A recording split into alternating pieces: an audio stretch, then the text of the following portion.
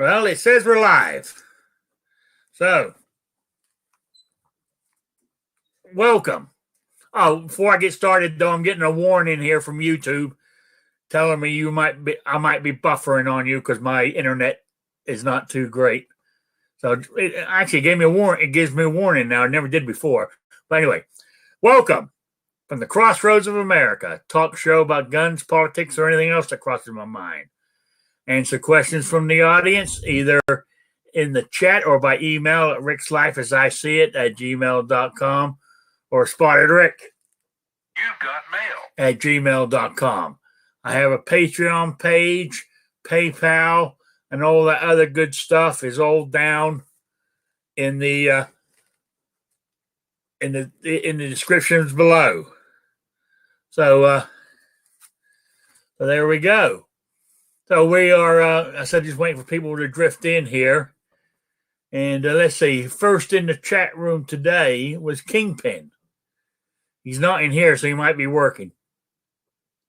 Then we got Jason Stewart, DJ Play Nice, Patriot in the Dark, made some excuses today about having a kid's birthday party, so he won't be here. So then we got G23, Mystic Guns here. So that's so far drifting in.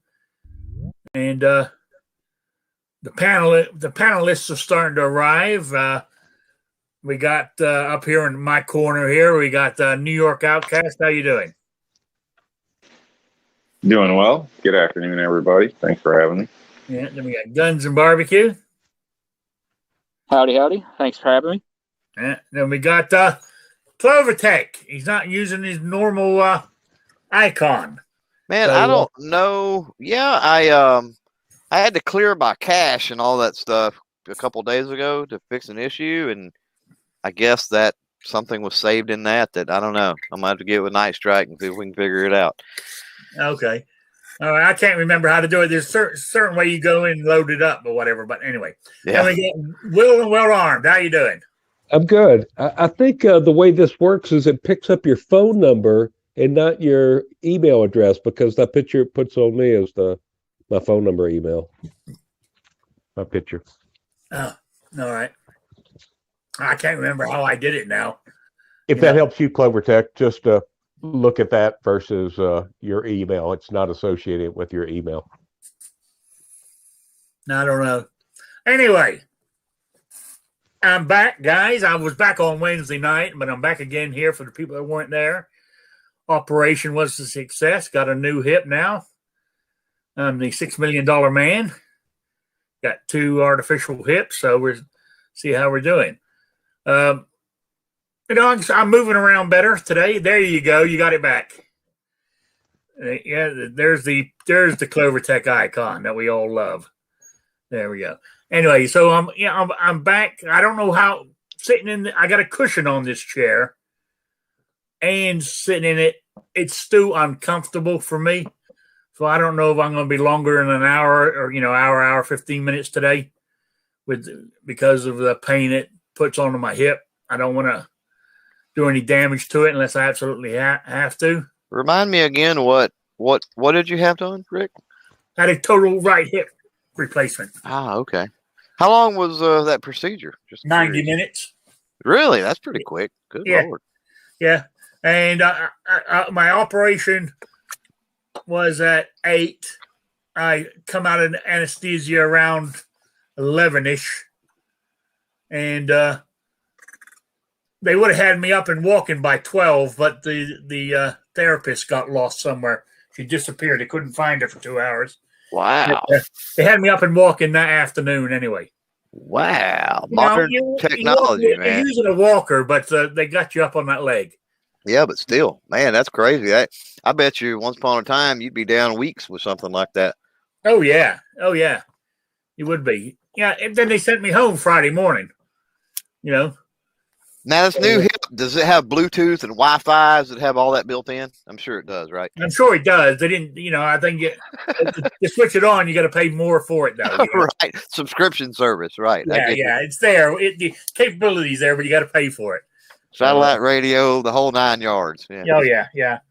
I'm meant to be getting something from the doctor soon for For like if I go to the airport flying and stuff, Ah, yeah, because it was set off the alarms. right. So all right. Anyway, as my title said, I've been trying to stay away from the news because it's so depressing. I mean, I thought it was depressing before the election. It's even more depressing now that we got the new guy in there. The senile one, as I call him. And I mean, I listened to him the other day. Yeah.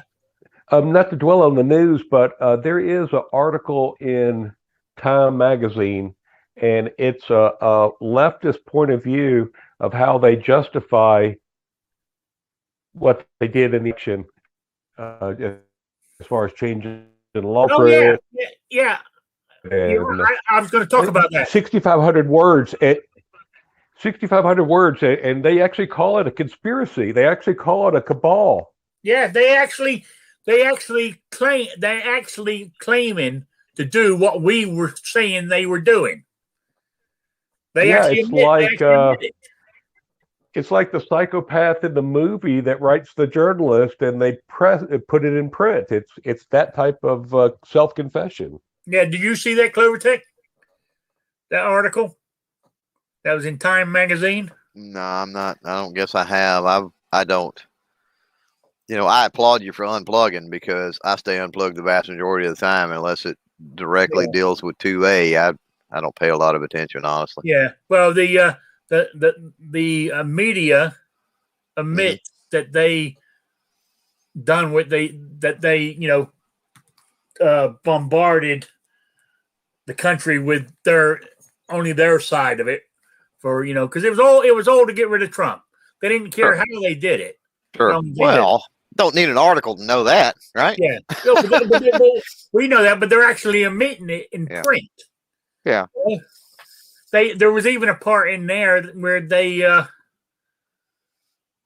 like the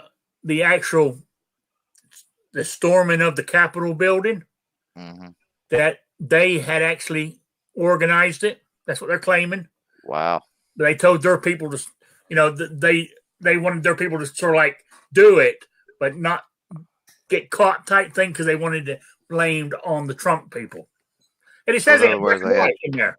Well, just like anything else, what you're saying is they had insiders, right? Yeah.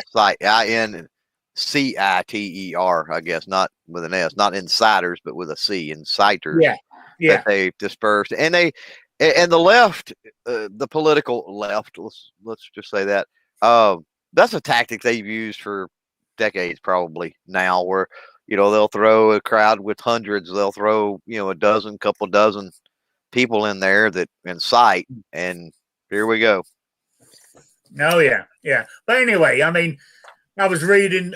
I said I'm trying to plug off, but I noticed that he's taking all the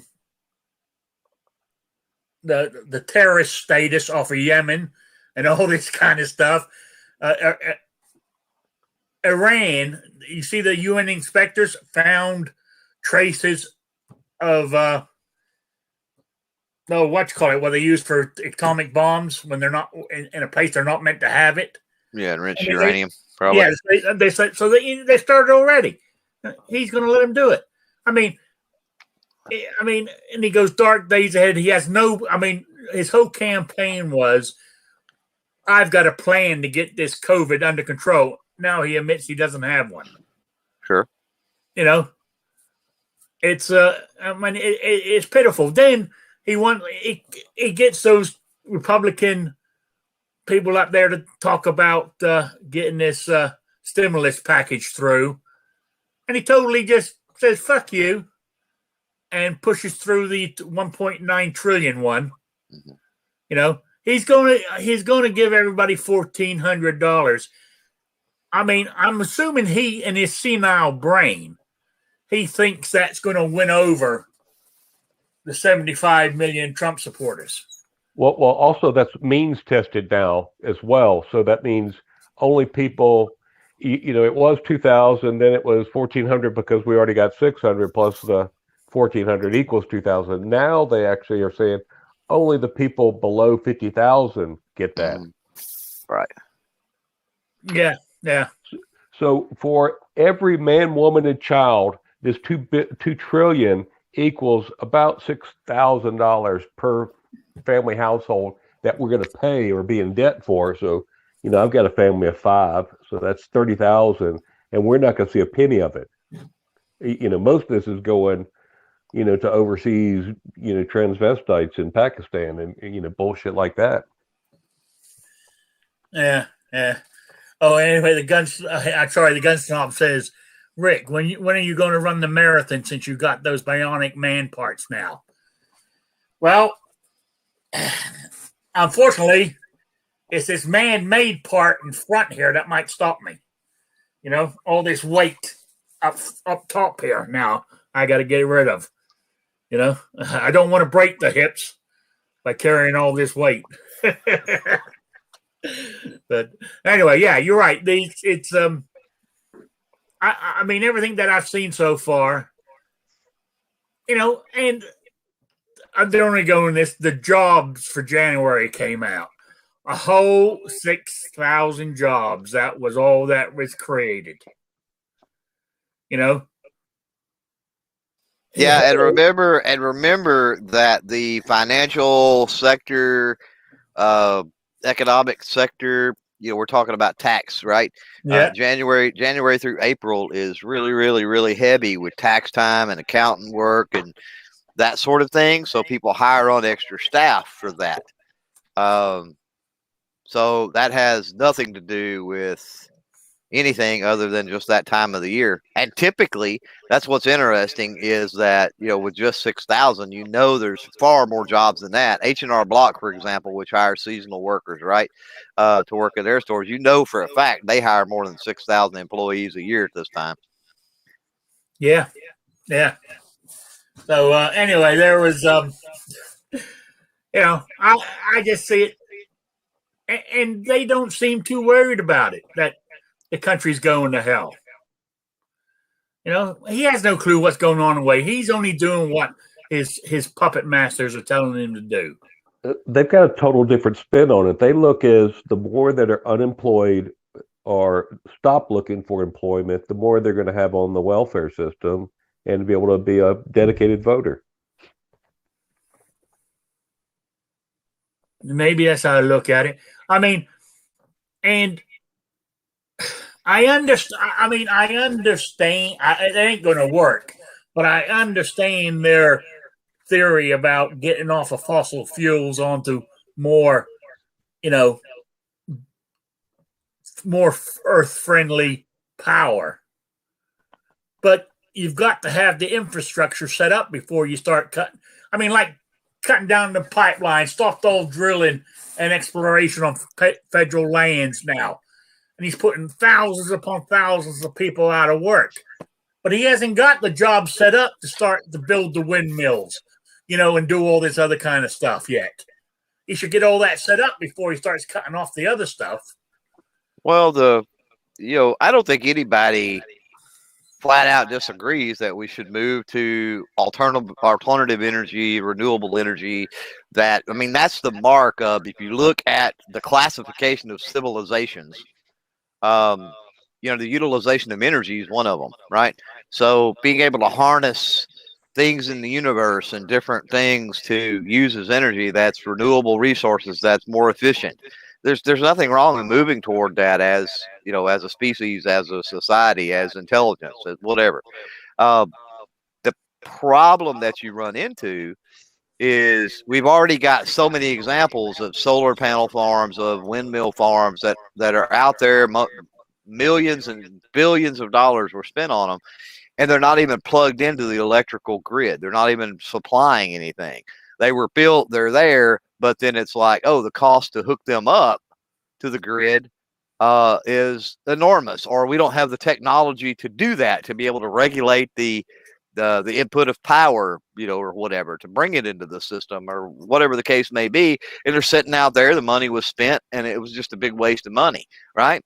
Second factor that you've got into a lot of this is, it's all well and good if I can use fossil fuels to create alternative energy sources, right? So I use diesel, I use natural gas, I use coal, I use whatever in my factories as the power source to build solar panels, to build windmills. But until we get to the point with technology that alternative energy, be it the solar powers, the windmill power, and the water hydroelectric, or whatever it might be, until that type of energy can produce the components needed to produce that type of energy, we're always going to be dependent on fossil fuels.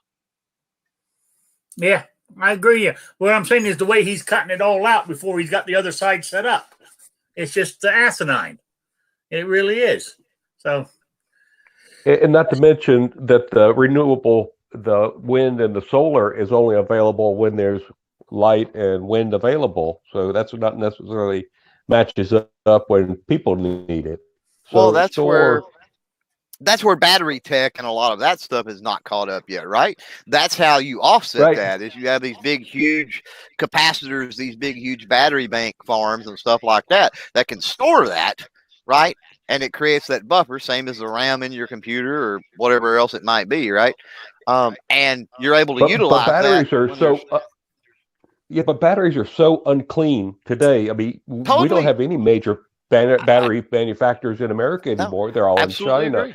I absolutely agree. And around them, it's moonscape. It's completely devoid of all life and kills water, plants, everything around it, humans. No, I agree. And that's why I said the technology, we don't have the technology available to do what we need to do to make wind and hydro, the things you're talking about, to make that a continual source. We don't have the technology yet. We just don't have it. Will we one day? Probably so, but we don't right now. And then you got the CEO of Patagonia just tearing down dams and renewable electricity because he's got other demands for what he's trying to sell. And you got Warren Buffett that's against the pipeline because he owns the railroads that haul oil and gas and across the country in a more dangerous, less efficient way. These big corporations and billionaires are making decisions pushing anti-pipeline. I mean, this Keystone Pipeline is just one out of 50,000 pipelines in America, but it's a major one, both on Canada, and the U.S. side. And, it's just being blackballed only because Warren Buffett has all those train systems bringing that same crude and natural gas south to to Louisiana and Texas. It's insane. Yeah, but hey. But it's as I said, I caught all that in the last few days, and I thought, no, I ain't gonna watch any more this week. But it is. I mean, I am what I thought that was going to happen when this guy took office is happening. It's exactly playing out like I thought it would play out. A total goddamn disaster. And those 80,000 lovely people who voted for him, 80 million, honest vote, it's their bed sleeping it now. You know what I'm saying? But unfortunately, we've got to suffer along with them while they're doing it. So I don't know. I really don't know. But moving on from there, because we could spend a whole hour just talking about that. But what about, do you think gun rights? Do you think the federal government's going to do anything? I hadn't been a whole lot of talk lately. I mean, I know that you've got people pushing this HR 127. Weird thing about that, there's not even any co-sponsors or nothing. I mean, that chick that introduced that, everybody on all sides of the aisle thinks she's a Looney Tune. So I don't know if somebody else would have introduced it, maybe. But with her pushing it, submitting it and all that, I just don't know. And you don't hear. I'm just not hearing. I'm not saying we don't have to keep our ear to the grind and we have to be vigilant. We absolutely do. But that's one of the good things. If you're a 2A tops your list, is right now they're not looking into that too heavily. Is that Sheila Jackson Lee you're talking about? Correct. Yeah. Okay. But I mean, doesn't she put in a bill like this every year? She's she's from Texas, and she's not indicative of Texas, right? I don't know anybody in Texas that claims her. Like I said, nobody on any side of the aisles seems to like her.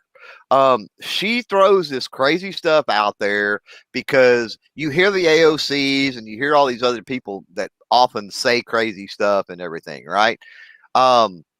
She throws it out there. She's trying to get her moment in the sun. She's trying to keep her name out there. She's trying to be relevant. She wants so bad. She's the ugly girl that wants to be friends with the prom queen, right? That's really what it is. And she got in office because of the Katrina refugees, evacuees, whatever you want to call them, into Houston. I mean, let's be honest as to how she got voted anyway. She's got voted because there's a lot of people that vote that don't pay attention to anything in the districts that she represents. But yeah, she's a nobody when it comes to the Democrat Party. Nobody likes her. And I think the fact that it's been introduced for over a month now and there's no co-sponsors, and they're not even really, the Democrats are not even talking about it. They're talking about, like we've discussed, they're talking about energy. They're talking about COVID. They're talking about completely other things other than this bill and 2A and whatever. Now we have to watch because we all know that they're guilty of misdirection and they talk about all these other things while in the back room they're doing something else. So we got to be careful about that. But, on the surface, it looks like, I hate to quote, Van Jones on it, but at this point it looks like a nothing burger. Yeah, you're right. And personally, I think gun control is going to be, you're going to have to keep an eye on state level. It's where it's all going to happen.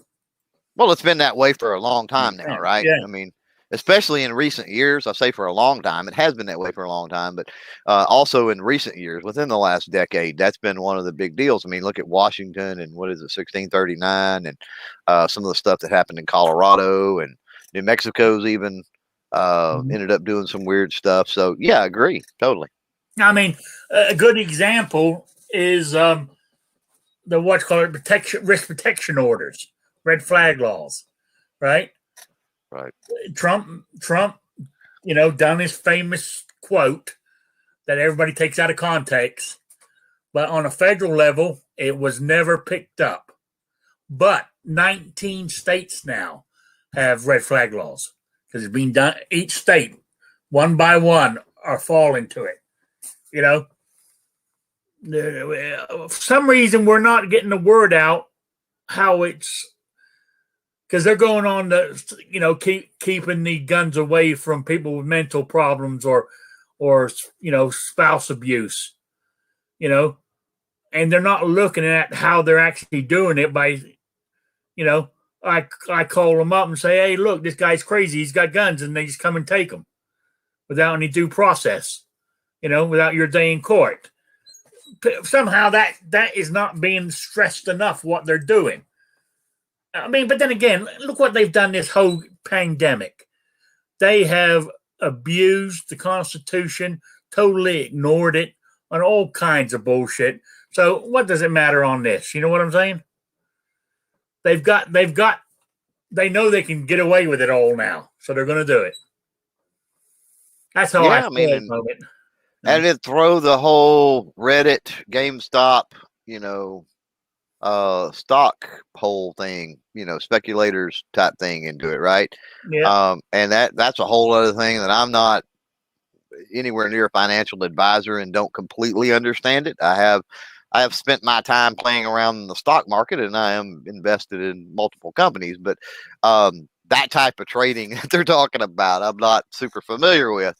And depending on how all of that plays out, might be one of the scariest things right now that's happening, because, if the big banks, the big hedge funds, the rich millionaires get their way, you talk about crushing what little is left, I guess, of the American dream, because right now you can do your homework and play the stock market, and you can make a name for yourself and make some money. And if they get their way, they'll shut down any type of privatized thing where you can buy and sell stocks, trade stocks, and that sort of thing. Hey, Clover Tech, you remember the movie Trading Places with Eddie Murphy and Dan Aykroyd? Remember how the old wealthy guys, the two brothers, Mortimer and whatever, were going to corner the orange juice market with that inside information? Basically, that's what they were doing with GameStop. they were shorting it, so they were guaranteeing it was going to go like Eddie Murphy and Dan Aykroyd bet it would go up. And what the government did is, or what they did in Robinhood was they came in and said, you can't buy any more stock. You could only sell it. That was the real fraud. It's never happened before. That a platform said you cannot do this, and it gave them relief to get out, those billionaires, where they could buy or get out of that put versus and so they were trapped, and the only way they could get out was to buy more, but they always owed that money that they were losing on the bottom end when they sold short. It's hard to explain, but kind of that's an analogy. Right. Yeah. So there's a little thing going on in there in the chat there about when I said take the guns first, you're taken out of context, and it was because he was asked a specific question. What would he do in this situation, like with mass shooters? And that's when he said take the guns first. It wasn't take the guns first on anybody calling in and doing it. Plus, he only said it that one time. Somebody spoke to him, to Trump. And after that one time, he never, ever mentioned it again during the rest of his term. So I don't think it would have passed even if it got through the House and Senate. I don't think he would have signed it, personally. Was that in reference to the guy in Florida that had like 17 priors and all those threats that he was making against the school? What, him coming out with the guns first? Yeah, that one. What that where the question was specifically asked? I was trying to remember because I know you're right, but I couldn't remember what the question was about. Yeah, it was. I mean, it was basically to do with that that sort of situation that happened down at the school down there in Florida and stuff like that. But anyway, he was never mentioned again because somebody got into Trump's ear and told him, explained it to him what it was all about, and he never mentioned it again. So that's why it never went anywhere, I don't think, because he wasn't going to sign it. So why bring something up that he's not going to sign? So I'm not saying he wouldn't have signed it this term if he had made the second term, but that first term he wasn't going to do it. But anyway, we're getting back on the politics again. We're talking about what might have happened. He's not a president. He's not the president anymore. So we got to. So what we got to do is work on getting that red flag laws or risk protection orders, stop them from spreading to any more states, and what states have them, try to get them reversed is what we got to work on. I believe and I understand about taking guns. You don't want people who have mental issues or who are habitual spouse, domestic abuse people. You don't want them to have guns. I can understand that, but there's got to be a better way of doing it. I ain't figured out how yet, but there's got to be a better way. So, Guns and Barbecue, your camera's on, by the way. Just thought I'd let you know. Oh, he's gone. So, everybody's dropping out on me. Oh, well. Okay. I had to step away from it. Better way to do what, Rick? Sorry about that, but I got a roast on the smoker. I had to jump out and turn it a while ago. Well, better way about what? What were we talking about? I was talking about the risk protection orders. We got to stop them at state level from going any further and try to reverse any that are already being put on right. the books. But it's damn hard. Once a gun control law has been passed. Any law, actually. Any law passed, it's hard to get it taken off. Yep.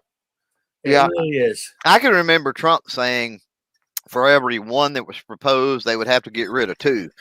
And that's a campaign promise that never come true. But I would really like to see that type of thing happen. Hold on. if you look in the regulations, I think the record was about 8-1 of the regulations he was getting rid of. Well, that's regulations. Well, so regulations though, not legislation, right? No, I know, but he can't get rid of legislation, but he can, cut through the red tape, and that's when, they were talking about cutting the red tape. Yeah, But that's a situation where, especially with all the executive orders Biden has signed, they're all back in play now, probably anyway. they are. They are. All that stuff he stopped is all back in play. I mean, they were saying, how Trump had changed the regulations, like on it take 10 years to get a road built, and he had it changed down to now they could do it within a year. It's back up to 10 years now because Biden's put all those regulations back in place. So we are taking a huge step backwards. They're trying. I mean, it seems to me right now they're trying to wipe out the last 4 years that President Trump didn't even exist. It's so like we went from 2016 to 2020. Those 4 years just aren't on the calendar anymore. They're gone. And I think he was the best president we've had so far in a long time. Personally, he was. He could be a jackass, but as somebody who's on a fixed income and stuff and everything else, my life in the 4 years that he's been president, my life got better. Was it because I moved to a cheaper state? Could more likely a big part of it, but it made my life easy. It made my life easier. And that's all there is to it. I mean, I think what they say, 70-something% of the people said their life is better the last 4 years. Right. Well, I think you hit on something that's really important. You did move, and there's no doubt that was a factor. I'm sitting down here in Texas, and it's real easy for me to say, no matter who's in office, that, oh man, it's not that bad. It's not that bad. It's not that bad. Right. But, certain things affect certain areas more than others. And especially, which you pointed out, the state level, you know what I mean? Yeah. Having, depending on the partisan makeup of the federal government, sometimes emboldens certain states to do things. It's not the federal government that's pushing that, but because there's that partisanship in the federal government, that gives political cover for the state level politicians to do things, which does make things harder on the citizens of that particular state, right? So, any time that I say, hey, things are good for me, I'm doing well, I don't, I always like to clarify and caveat and make sure people know that, I'm speaking about me where I live, and I can't speak to somebody else that lives in an urban center, even in Texas, or lives, in some other part of the country, especially the West Coast or the Northeast. Yeah, but I tell you what, even out here in the country hills of southern Indiana, since January 20th, my gas has gone up 20 cents a gallon. Well, it's been lower than it probably should have been for a pretty long time now. So, I don't directly correlate a lot of what's going on with gas prices specifically to Biden. If you look at gas prices and how they've been trending since about October or so of last year, they been on an upward incline. So, world, there's all kinds of things other than American politics that play a role in that. That's a world economic issue. So when you're talking about war or strife in other countries, when you're talking about the political ideologies and games that are played in the Middle East every day of the week, the things going on with Iran right now, I'm sure are causing an issue. The things going on in Syria, I'm sure, are causing an issue, and a lot of other things. Russia right now, there's a lot of stuff going on with Russia, which is a big player in the oil and gas industry. worldwide. And I think you're seeing a lot of those factors just finally come to a head after years of being out there, just nobody paying attention. Well, I mean, our gas went from 199 to 250 now. So I mean, 255 on Friday. So I mean, it has gone up in a month. Yeah, I'm not saying it hasn't gone up. I'm just saying it's been doing that for a while. Yeah, but we're talking about 20%, 50 cents and 55 cents in a 30-day period. And again, too, I'm sitting in Texas, so Yeah. the gas situation here, it's really weird watching gas here versus gas in the other parts of the country. A lot of people see, and you got to realize this too. It's why it's really hard to tie down gas prices to any one particular event. It's because it's such a trickle effect with when you're talking about the refinement and the distribution and all the other aspects that deal with gasoline. You'll have one area of the country, one state, whatever it might be, where gases will go up and then be coming back down by the time that other places are even going up. And so that's where you got a lot of the inconsistencies and people start arguing that this was the problem or that was the problem, is because you see the rise at a different time than I seen the rise, right? So we have to realize that it's a very fluid market with a lot of things going on, a lot of moving parts. Yep. Yeah, you're right, but I see with them what he's doing with the pipeline and everything, all this other kind of stuff, and no more drilling and stuff like this. We're going to start being dependent on the Middle East for our oil again. Eventually. Well, we never really stopped, but I hear what you're saying. More so now than we were. Yeah. But the thing is, we talk about the pipeline. So here's the thing with the pipeline, and this is coming from, again, in Texas. I can rattle off from father, brothers, and numerous other people that I know personally that have worked their entire life in the oil, in the oil patch. And I even get into this argument with them sometimes. The pipeline is not completed. So other than a job issue, the pipeline job issue is speculation. And as we talked about with GameStop and some of these other funky, weird, is it really legal, crazy stuff that goes on in the financial sector of things, speculation with oil and gas is a huge problem. As far as a factor on the price at the pump, right? So in that respect, okay, I see Keystone being an issue, but since Keystone wasn't completed, it's not really the driving factor that we're seeing with the price right now. Other than that, I mean, it is down the road, but not a direct factor. Then when we talk about drilling on public land, a lot of that has been shut down. Nobody's been filing for permits or doing a lot of that anyway because of COVID last year. COVID just has freaking decimated the oil and gas industry. We had that. Now that that's been shut down, I'm not saying that's not a bad. First of all, I'm not saying that it doesn't affect the speculation the same as the pipeline will, which of course drives prices, because yes, it absolutely does. Directly does not allowing permits on public land is it directly affecting gas prices right now? I don't think that it's affecting them right now, but I think it will, right? I think it will perpetuate the increase in the price of gasoline moving forward. I think it will, because as things free up from COVID, as companies get back out there and start trying to drill again, there's going to be less leases available for them to drill on. Yeah, you're right. I can see that happening too. I mean, I don't know. It's amazing how all these, talking about COVID and shutdowns, a lot of these left-leaning cities or states are easing up on, all the COVID restrictions now. It's amazing. It really is.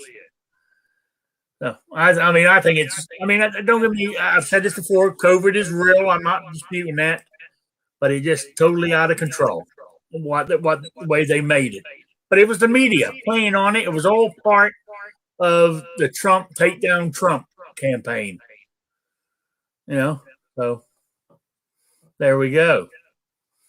What more can you say? They got what they got what they got what they wanted. And I don't Also, want to. Oh, yeah, go on.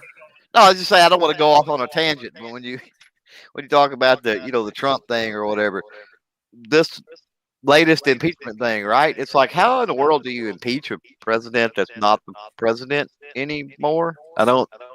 Does anybody else understand that? Because I don't.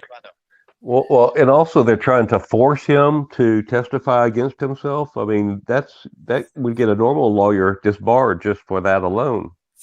I mean, I wish they would take the cue that, hey, we won, and run the government, try to run the government, do the things that you wanted to do, and move on. Why, I don't get this mentality of we won, so now we're gonna be sore losers because we won. It doesn't make any sense. It's like, if you're a winner, act like you're a winner, for Pete's sake. I know why they're doing it, because they are so friggin' scared that he's going to throw his hat in the ring again in 2024, and they're afraid that all this Trump mania will just boil right back up, and he'll get right back in office again. Well, politically speaking, though, if he throws his hat back in the ring, odds are it's probably going to be third party. We're already hearing stuff bubble up about that. And if he does, or if he does even create a third party, maybe he doesn't, but maybe he creates a third party and throws somebody out there, and with his backing behind it, it could actually gain some traction and be good later down the road, to break this two-party system cycle. But ultimately, that plays to the Democrats' hands. So why would they want to stifle that? It seems like from a political motivation standpoint. The reason is, if they can do it and convict him, he cannot run for office ever again. That's part of the impeachment process. That makes sense then. There's a little clause in there that says he cannot hold office again at any capacity. See, personally, what I would do right now if I was Trump, maybe I'm being petty, but I would, whatever state I could find who needs a congressman or a senator, mainly a congressman, I would say that's my new home state. I'm going to run and I bet you get picked up as congressman, and just sit in Congress to stare at Nancy Pelosi would just burn her ass up so much. There'd be a thorn in their side. That's what I would do if I was him. But hell, maybe he doesn't want to do that. There's nothing in the Constitution that says he cannot run as a congressman or a senator. He just can only run 2 terms as a president. So there we go. We got back on to politics again, as always. We were talking 2A, but that's okay. I mean, right now, in my state of Indiana, we are. I mean, they've thrown it in there a few times, but constitutional carry's been a bill for that has been submitted here in Indiana. So, and I thought it's got a good chance for a simple reason, right? They have the 5-year permit here now in Indiana. I think it's 5 years, or did they cut it to 4? I can't remember which way it is, but it's free now. You don't have to pay for it.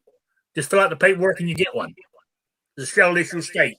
As long as you pass the background check they run on you and stuff, you get one.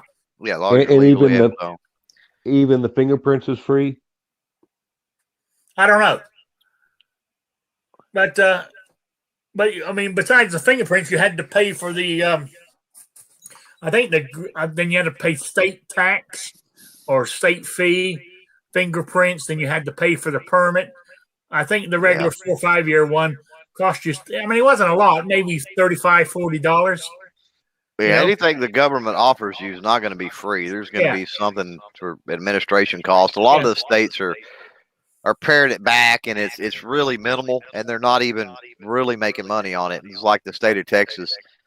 they're not making money by issuing license to carry. By the time you've got the administrative task and running the background and everything that entails by doing that, they're not making money off of it. Which plays into it's a theory that I've had for a very long time here in Texas. We only have legislative session every other year, but every other year for 2 decades now, probably or something, constitutional carry gets introduced. It's just on and on and on. It keeps getting introduced, but we keep paring back and rolling back that license to carry as well. We keep adding freedoms onto it, I guess. More places you can carry, more freedom with that license to carry, lessening restrictions, lessening costs. And we're almost to a point here in Texas to where it's going to come to a point the politicians go, okay, do we keep doing license to carry, which are potentially costing the state money to even issue these, or just pass constitutional carry and let the vast majority of these people just carry, and then we ain't even got to jack with it anymore. I know. I mean, I'm hoping that's now, but also here in Indiana, where I was going with this is we have a lifetime permit, which is still in effect, and that costs you $70 for lifetime. You can still buy that one, but if you go for the 4 or 5 year one, it's free. So it's totally, So I think it's heading towards constitutional carry. I really do, and I hope it goes through. What's nice in Georgia about our carry license is you no longer have to do the background checks every time you buy a new pistol. You fill out the paperwork, but it just goes into a file right there. Yeah. So, But even if we had constitutional carry, I would continue to get a concealed carry license. I would get one too, for the simple fact is for reciprocity with other states. Yeah, exactly. That, and I like the NICS bypass, which we can do here in Texas. I know all states don't have that capability, but walking in, fill out 4473, pay for it, walk out. Oh, I like that. Yep. Yeah, that is nice. When I had my Rhode Island one, I let it, I let it elapse. I don't think I'll ever go back there. But even though being such a tough, Northeast gun-controlled state, it was one of the more liberal ones, because if you had the carry permit, it was so hard to get it that there was a 7-day wait period to buy a gun in Rhode Island, but you didn't have a wait period. You go in. Oh, nice. 4473 and walk out. I've never heard that. I'm glad you threw that out there, Rick, because I've never heard that. Yeah, so whether they're changed that law, right? I don't know. Sure. But hey, at least did what's her name get confirmed as the governor of Rhode Island, become one of his Secretary of Commerce or whatever it was she was going to be? So they'll be getting a new governor soon. So that'd be good, because she was absolutely terrible for Rhode Island. But I'm not there anymore, so I ain't worrying about it. So I worry about Indiana now. So sorry, I'm reading the chat here. I'm having trouble chewing and walking at the same time. Yeah. So what was that about? Somebody's buying Colt? Yeah, I'd heard CZ was looking into it, and then I think Kingpin or somebody out there was saying Kimber, and I hadn't heard Kimber was trying to buy Colt, so that's kind of new. Yeah, but I would dig on a CZ revolver. That could be kind of neat. Yeah, it would be. But I'd love to find out that CZ's buying them. That would be, because if Biden does shut down imports, then CZ's kind of screwed. That Arkansas thing, and Kansas City only doing some customization, and then CZ Customs out of Arizona, they're not putting out that much. So if they close down imports, gun imports, it really hurt CZ. The import they're talking about shutting down, though, is a little different. Can you explain? without having some time No, to prep and read through some stuff. But no, just it ties into it's super complicated, right? I've done tons of podcasts. I say tons. I've done several podcasts, right, with EAA, with ArmsCorps, with I'm trying to even think who else. SAR, which import, right? They import their stuff, and so I encourage anybody to go listen to those. I mean, on any platform, whatever. Not for the sake of a viewer or listen, but it's interesting to hear the importation process and all the different facets of it and everything, right?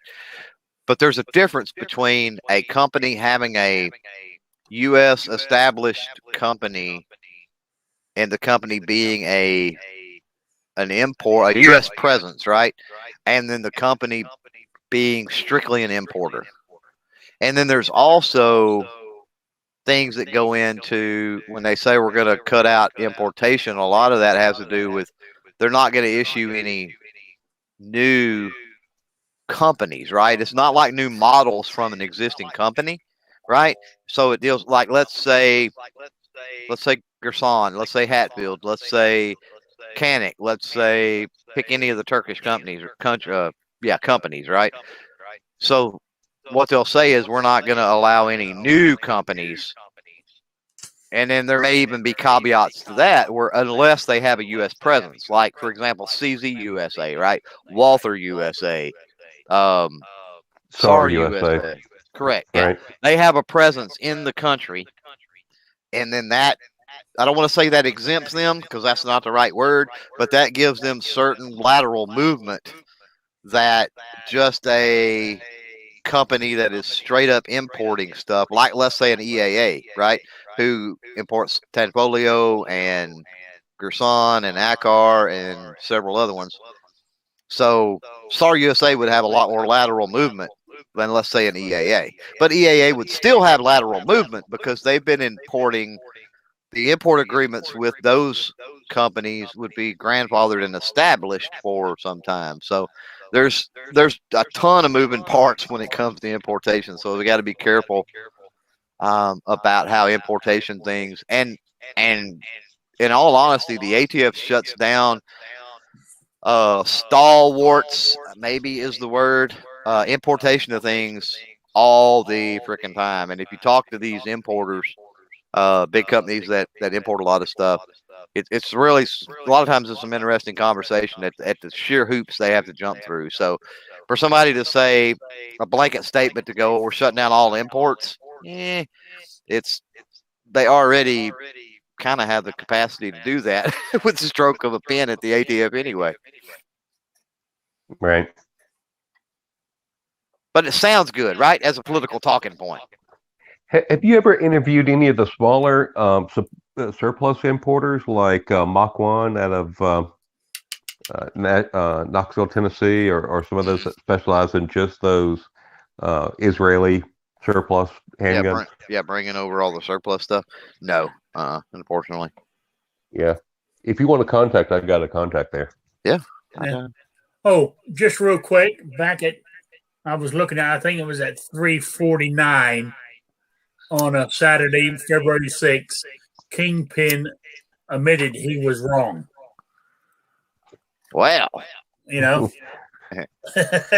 it wasn't Kimber, it was ZZ, but he goes, I was wrong. You know, so I just want people to note that he actually admitted he was wrong. You know, anyway, he does have a question for the panel. Would you open and run a gun store as it is today? Same laws as such. You know, so Will and Will Iron, would you open a gun store and run it the way I probably wouldn't open up a brand new one, but I'd be willing to buy an existing one and push it, because I think if you got a history record there, a record of keeping proper records, all the processes in place would be a lot easier for me than starting something new. Okay. What about you, Guns and Barbecue?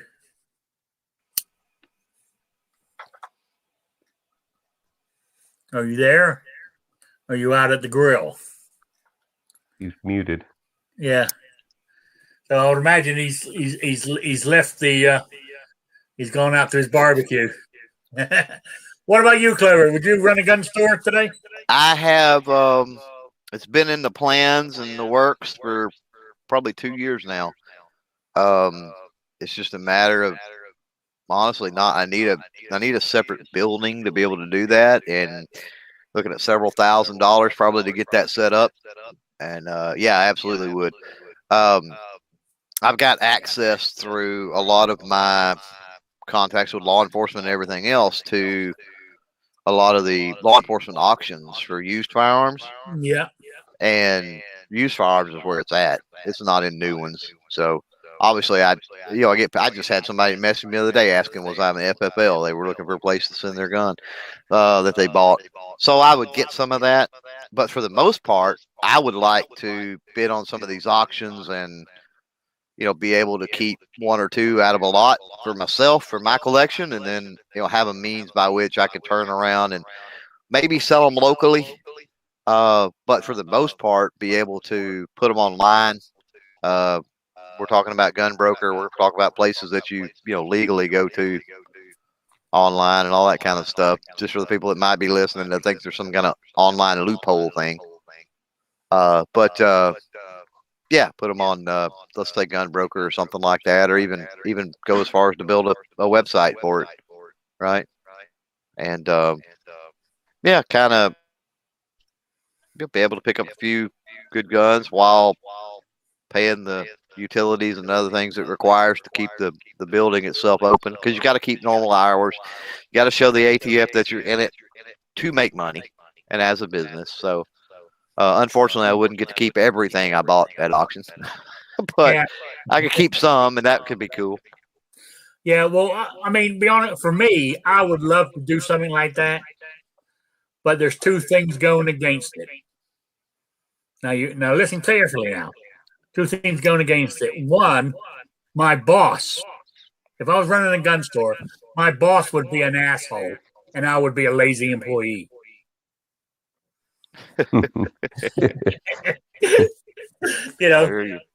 So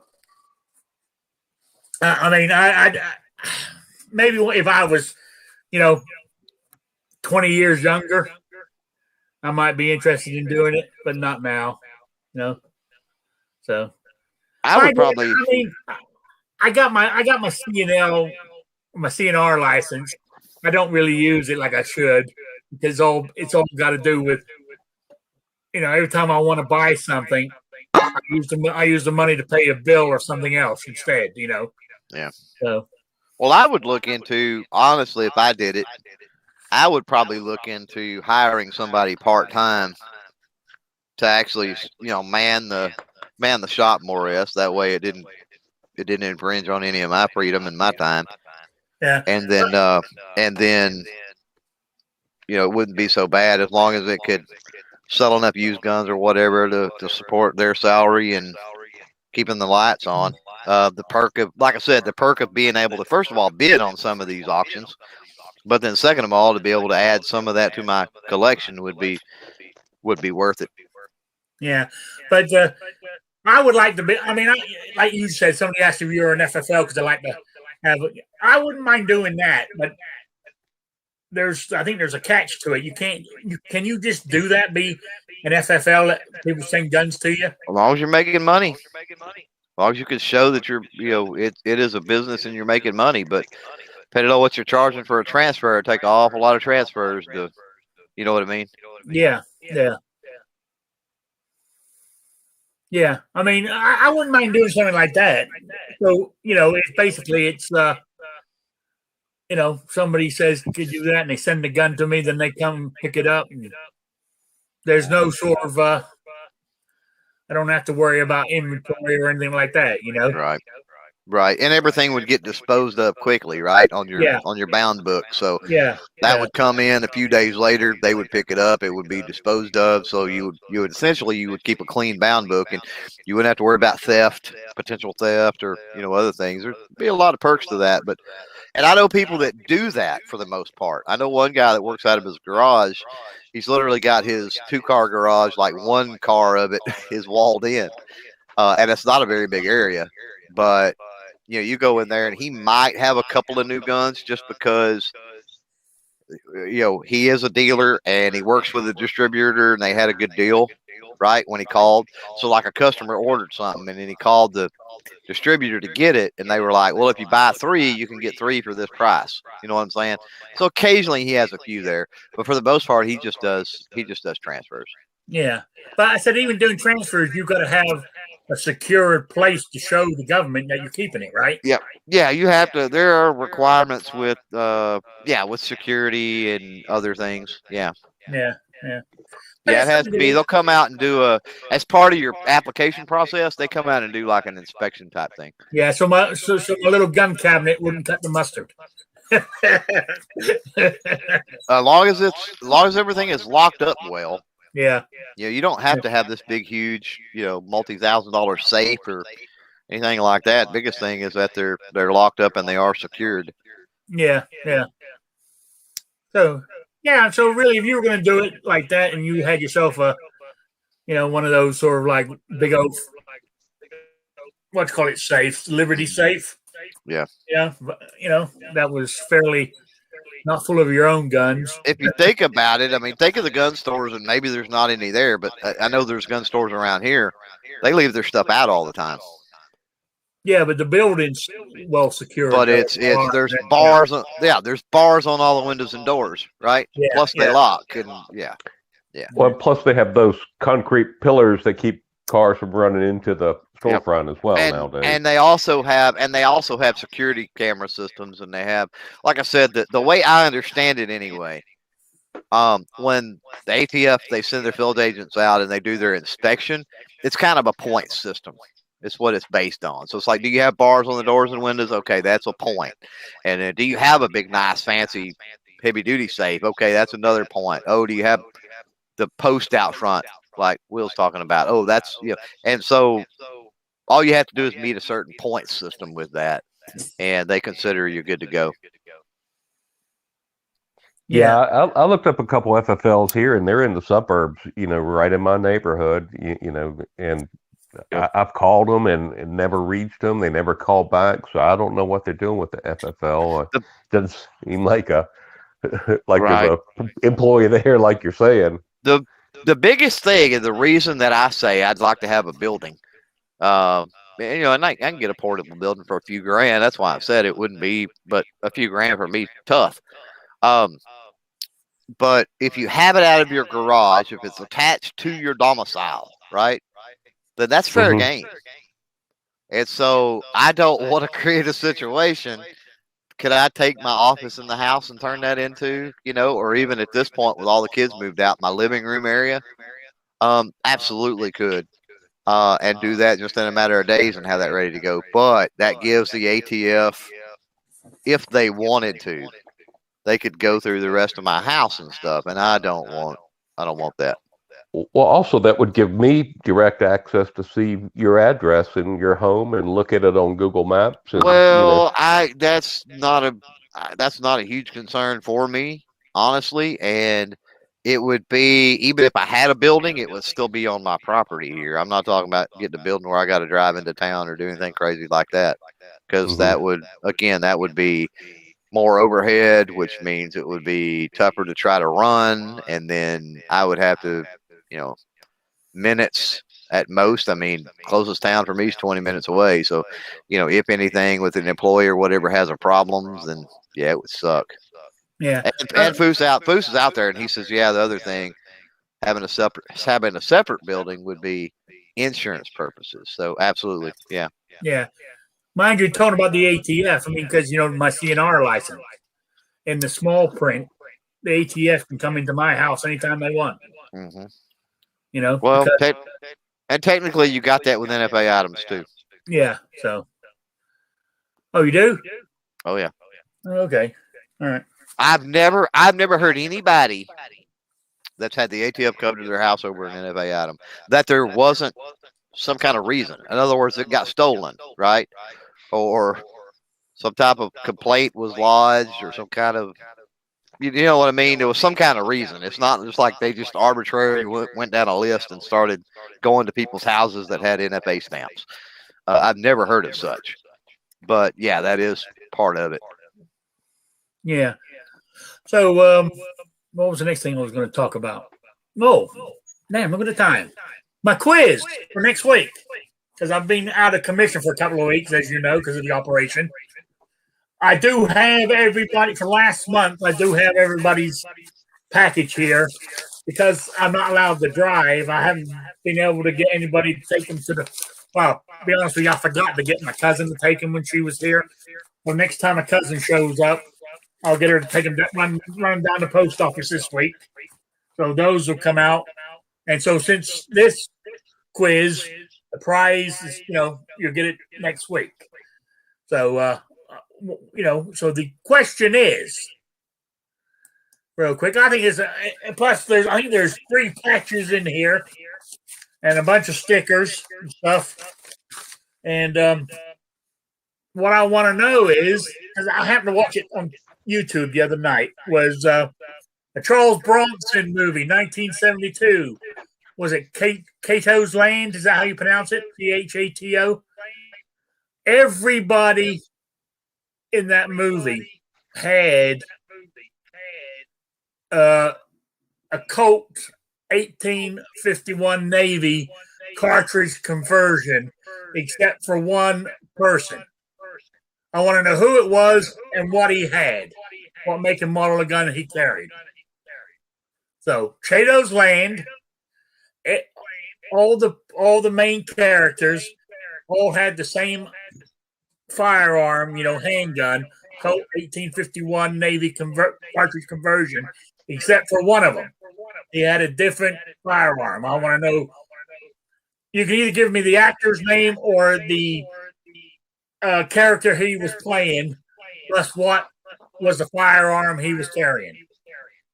Email me at rickslifeasiseeit@gmail.com or spottedrick@gmail.com. Get it into me by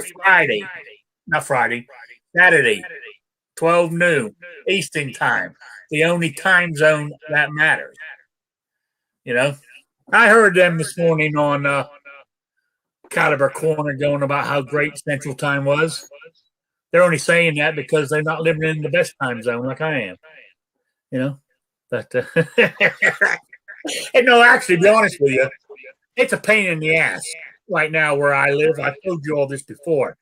4 miles down the road, it flips over to Central Time here in Indiana.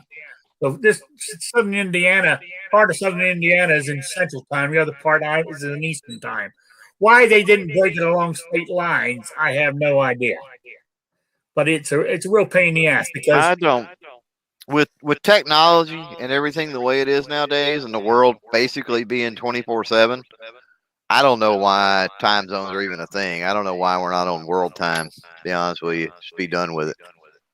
I never thought about that, but because like when I'm sitting down, when I go 4 miles down the road and I go to Deb's truck stop for breakfast, at Stew in Eastern Time, Birdseye, the town of Birdseye, is Stew in Eastern Time Zone. But the tower that it picks up is in Central Time.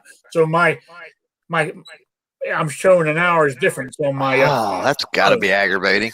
Oh yeah, and my doctor's office is in Central Time, so they say your doctor's appointment's at 7 a.m. It's 8. It was not too bad. I get an extra hour in bed because it's 8 p.m. my time, 8 a.m. my time. Right. So you have to think of that stuff when you're traveling too. It's a real pain in the ass. Wow. But world time, but how would that work? You still have to have an international daytime though thing. You got to, because the international date line, right, changes over. That's what the time zones go to. It gets to 24 hours. It flips over to a new day. No, I mean, I think you're right. I think there would have to be, you have to keep an international date time so that you know at what point it's the next day. But just go to a military time type thing or whatever. The only thing that would be different is, instead of you saying, well, I work 9 to 5. You've got mail. You don't work 9 to 5, depending on where you live. You actually work 6 to 3. Or whatever, you know what I mean? Yeah. Yeah. Well, it'd be 7-3, I guess. But yeah. So it's just a matter of getting used to, oh, well, they go to work at a different time just simply because they live in a different area. Yeah, you're right. You're right, because I'm trying to think who is it now? It's is it in England?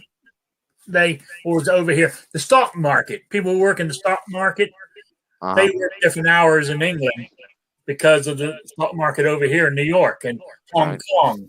As you said, he's running practically 24/7 now. Yeah. Even like here at 4 p.m. Eastern time, the stock market closes here. Right. But theoretically, it's not. It's still trading around the world. Right. They still have people trading on it all over the world. Yes, that's why you have people that trade in alternative markets. Yeah. And they do it all hours of the day and night. India does it a different way. Say like standard, they just split the difference. So right now they're 9.5 hours different. No, summer they're 10.5 hours different. It's just kind of a neat way to split that. But they actually cover almost 3 time zones, and they're only one time for the whole country. Yeah. Well, not saying we should copy India, but we could go over one time zone. We just call it Eastern time zone for the whole world. There you go. That's settled. All right, you guys got anything else you want to talk about? Bring up or anything? Because I said when the show started, I wasn't going to be here as long as normal because this chair, my hip's starting to get uncomfortable now, and I don't want to damage my new bionic hip. I went shooting yesterday with Nighthawk Medic Shoots. We met at the. We had a great time. So I shot him shooting and his guns, and he shot me shooting and my guns, and so we're each going to release a video of each other. That's kind good. of Collaboration. Same subject. Yeah, it'll be fun. Oh yeah. He's a real nice guy too. That's true, Jason Stewart. The Biden time zone. It's always dark. That's a good one, Jason. Because dark days are ahead. So. All right. Clover, you got any plugs or shout outs you want to do? I don't have anything, Rich. Thanks for the chat today. Appreciate it. No, I appreciate you stopping by. I really do. Well and well armed. You got anything else besides the No, that's it. Thank you, Rick. Always a good show. We didn't hit much on disabilities today, but no, that's mainly my Wednesday show. But we can do it. If you got anything you want to talk about, send me an email with some questions or topics that you want to bring up or something, and I'll bring it up. There are a couple more wheelchair guys. Could I put them on your radar? Would you mind that? No, go. I would love it. Okay, I'll send you an email with his email and introduce you to Luke. Okay, great. Okay. All right, I'm hurrying. Guns and Barbecue, you back yet? Yeah, I've been back. Just been sitting here. Okay. You got any plugs or shout out? Just go check out everybody that was on the panel. We got some good people out there in the chat too that couldn't jump on the panel today. Make sure to check out their channels, and thanks for watching. Thanks for having me, Rick. Yeah. Oh, and I'm just going to say I have a thing about people doing shorts. But I'm just going to say your shorts on singing. Don't give up your day job. You know what? I started doing those because my kid was like, "Dad, you should put that on YouTube." I was like, "No." And just to entertain my kid, I put it on there. Yeah. And it's like, these are getting like 400 views. And it was just a cheap way to get views. And next thing you know, people are like, "You should do this song." And I'm like, all right, whatever. So I use it as filler. Yeah, if it gives people a good laugh, that's all I care about. Yeah.